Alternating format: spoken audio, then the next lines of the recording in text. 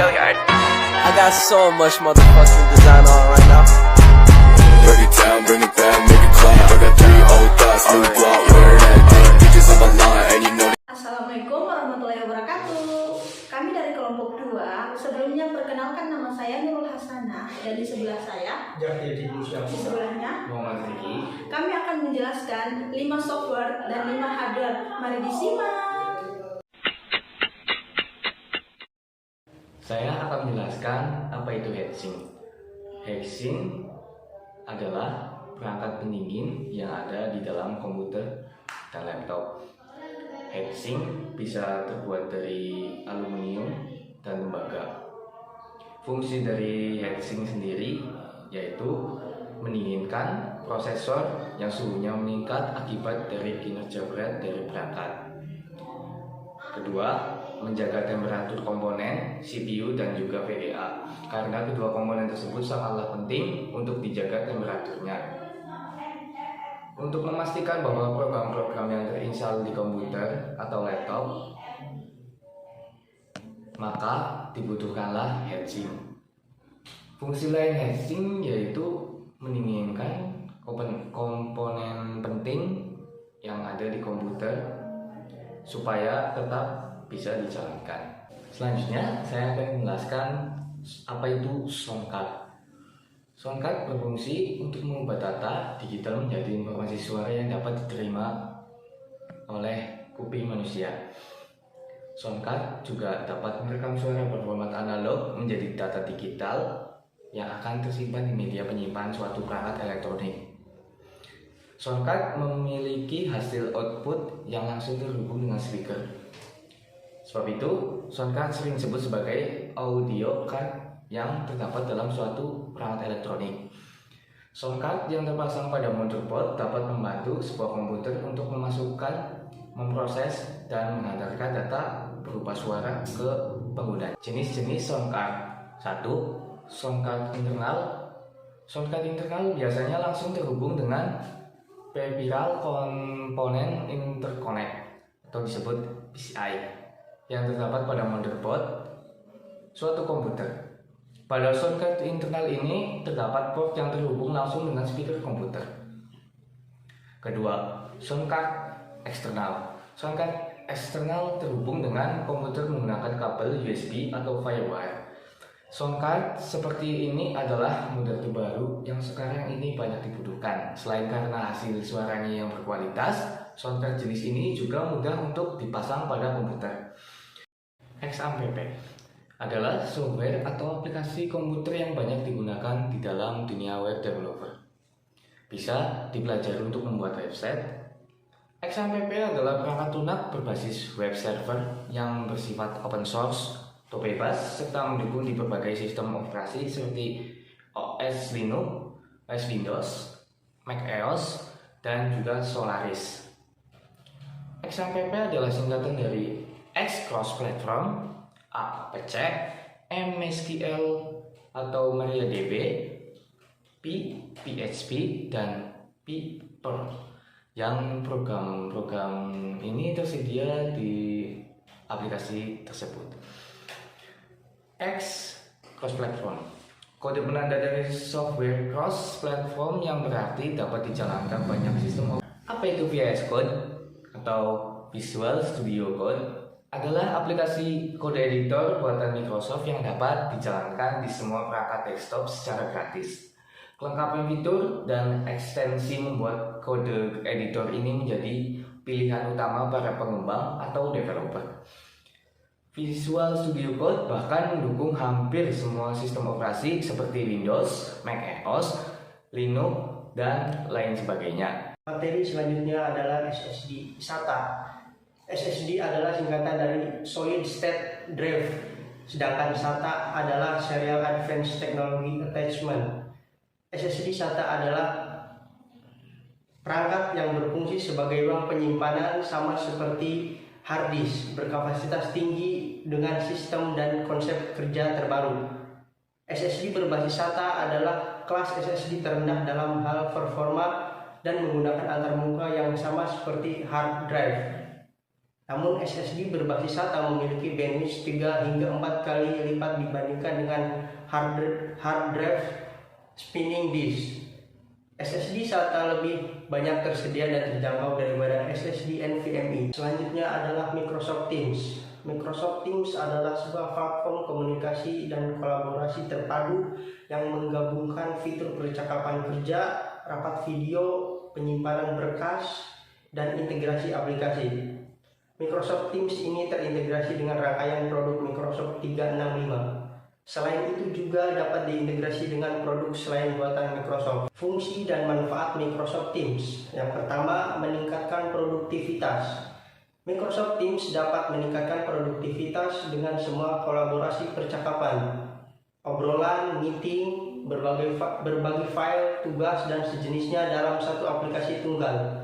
Dengan demikian, pengguna dapat berkolaborasi dan membuat diskusi untuk menemukan solusi lebih cepat. Yang kedua, kolaborasi dokumen real time. Tersedianya fitur kolaborasi dalam Microsoft Teams dapat memungkinkan pengguna untuk melakukan kolaborasi dokumen secara real time, mulai dari mengubah, mengatur, serta menghapus secara bersama-sama. Yang ketiga, adakan rapat dengan kapabilitas penjadwalan.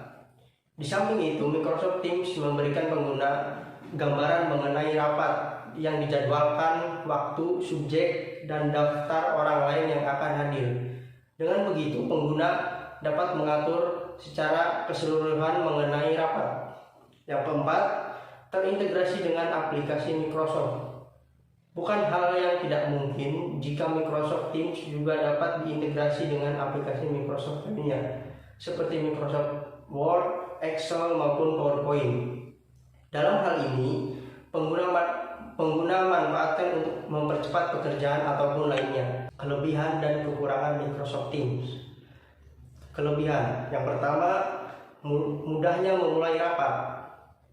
Selanjutnya, mudah untuk berbagi file dan berkolaborasi. Yang ketiga, meningkatkan kinerja. Yang keempat, alat komunikasi serbaguna. Yang kelima, fitur dan fungsionalitas menarik. Yang keenam, sangat mudah dan mengorganisir pertemuan. Yang ketujuh, tersedia alat perekam. Yang kedelapan, integrasi dengan perangkat lain. Yang kesembilan, platform all-in-one. Sedangkan untuk kekurangan, yang pertama, struktur file cukup membingungkan. Dan yang kedua, bandwidth yang besar. Ini adalah Mozilla Firefox. Mozilla Firefox adalah aplikasi browser yang dikembangkan oleh Mozilla Foundation yang berfungsi untuk menghubungkan pengguna dengan search engine atau mesin pencari seperti Google. Melalui browser Mozilla Firefox, kamu bisa mengakses informasi dengan mudah dan cepat. Fitur dalam Mozilla Firefox. Yang pertama, mendukung fitur ekstensi. Ekstensi merupakan tools tambahan yang bisa kamu gunakan pada browser Mozilla Firefox. Nantinya tools ini akan memudahkan untuk berselancar di dunia internet. Banyak fitur ekstensi yang bisa kamu pilih, misalnya ekstensi uBlock Origin. Melalui ekstensi ini kamu bisa berselancar di internet tanpa terganggu oleh pop-up iklan. Yang kedua, private browsing. Fitur selanjutnya yaitu private browsing, di mana kamu bisa leluasa mengakses situs tanpa khawatir karena privasimu akan dijaga oleh Mozilla Firefox. Mozilla Firefox akan secara otomatis menghapus informasi pengguna seperti kata sandi, cookie, dan riwayat browsing saat Mozilla Firefox selesai digunakan. Yang ketiga, tema. Pasti kamu pernah merasa jenuh dan bosan saat melihat hal yang sama secara terus-menerus. Jangan khawatir, Mozilla Firefox menyediakan ribuan tema yang bisa kamu pilih untuk memanjakan matamu saat berselancar di internet. Tentu saja fitur ini memberikan kenyamanan bagi pengguna agar tidak bosan. Kelebihan Mozilla Firefox. Yang pertama, tampilan sederhana. Yang kedua, memungkinkan pengguna install ekstensi. Yang ketiga, sistem keamanan yang tinggi. Sedangkan untuk kekurangan Mozilla Firefox, yang pertama, menghabiskan banyak memori, dan yang kedua, cenderung lambat saat digunakan.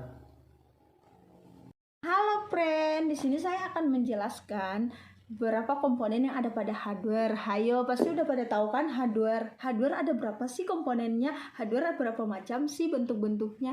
Ayo sini ikut. Yang pertama saya akan menjelaskan tentang casing. Wah, casing pasti sudah tidak asing kan di pikiran kalian. Casing itu seperti apa? Oke, saya akan mengulas. Casing adalah rumah perangkat keras utama bagi komputer. Di dalam casing terdapat motherboard, prosesor, serta memori. Nah, yang perlu kalian ketahui, casing juga menjadi tempat kedudukan utama hard disk dan room drive. Mungkin saya akan memberikan contoh lebih jelas ya, supaya dapat mengulas kembali. Ini laptop. Bisa dilihat kan, ini laptop. Di sini terdapat ada memori, di dalam laptop ini ada memori, prosesor, motherboard, dan lain sebagainya. Nah, yang kita bahas tadi kan casing. Ini yang di luar, yang ada pada laptop. Di luaran laptop ini casing adalah rumah utama bagi perangkat keras komputer. Berarti casing itu adalah kulit dari laptopnya. Rumah perangkat keras masih pada casing ya. Selain pelindung fisik, casing juga baik berfungsi sebagai penyalur panas yang dihasilkan dari komponen komputer elektronika. Nah, berarti semisalnya ya contoh lebih dekatnya ya, kita ada di dalam sebuah gedung atau sebuah rumah, otomatis kita nggak kena panas kan. Nah, sama aja pada casing, berarti rumah itu ibaratnya casing seperti ini ya guys, seperti ini. Jadi dia itu pelindung panas yang dihasilkan oleh komponen elektronika komputer. Nah, dan harus kalian ketahui, casing adalah merupakan komponen paling penting pelindung komponen dari luar. Semisalnya, casing ini tidak ada pada laptop. Gimana coba? Kan akan mudah rentan jatuh terus rusak kan? Coba dipikir.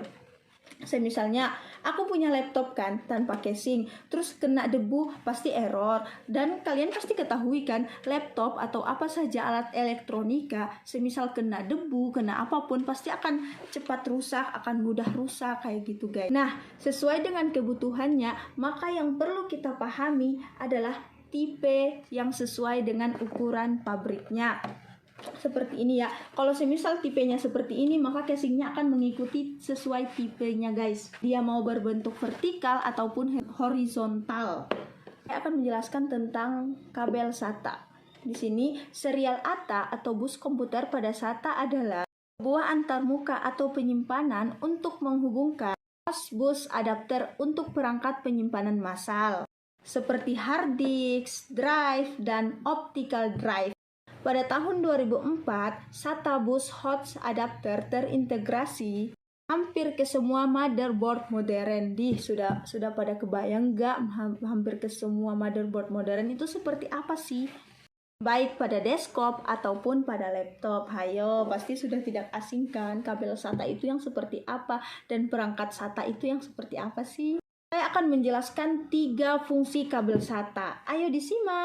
Sebelum saya menjelaskan fungsi-fungsi dari kabel SATA itu seperti apa, saya akan memberikan contoh kabel SATA. Karena saya tidak punya barangnya langsung, makanya saya langsung ambil dari gambarnya. Bisa dilihat kan? Nah, ini adalah bentuk kabel SATA atau penghubung penyimpanan perangkat pada komputer. Ini ya, seperti ini kabel SATA. Banyak macam kabel SATA, ada yang berbentuk 2 cabang, ada yang berbentuk 1 cabang. Pokoknya sesuai kebutuhan. Oke, fungsi yang pertama adalah digunakan sebagai perangkat penyimpanan yang dari HDD, CD-ROM, DVD-ROM, dan DC-ROM. Oke, yang kedua adalah compliant dengan atas spesifikasi. Oke, yang terakhir adalah dirancang khusus untuk mengurangi kekacauan kabel atau kerusakan pada sistem. Cukup jelaskan tentang kabel SATA. Oke, saya akan lanjut pengertian Spotify. Apa sih pengertian Spotify itu? Ayo, mari sini disimak. Spotify adalah sebuah layanan penyiaran musik dan siniar yang berbasis Stockholm, Swedia. Nah, Spotify sudah tidak asing kan? Seperti apa Spotify itu dan apa aja fungsinya? Sudah saya jelaskan tadi, yaitu sebagai penyiaran musik ataupun podcast yang diluncurkan pada 7 Oktober 2008. Platform dimiliki oleh Spotify AB, sebuah perusahaan terbuka di Bursa Efek New York 2018. Sebelum saya membahas tentang lebih dalam apa itu Spotify, saya akan memberikan contoh gambar Spotify. Nah, bisa dilihat kan, ini adalah gambar Spotify. Spotify itu yang seperti ini ya, teman-teman. Spotify yang ada lambangnya seperti ini, wifi ya. Ini contoh dari Spotify seperti ini, teman-teman. Ini contoh dari Spotify ya, yang ada garis seperti ini, 3 seperti berbentuk garis wifi. Bisa dilihat dengan jelas kan, teman-teman? Spotify adalah layanan musik streaming yang terpopuler saat sekarang ini. Layanan musik streaming digital yang memberikan akses jutaan lagu, mulai dari podcast dan video artis yang ada di seluruh dunia. Jadi sudah jelas kan, teman-teman? Sekian dulu ya penjelasan dari saya. Semoga bisa dipahami. Bye-bye. Assalamualaikum warahmatullahi wabarakatuh.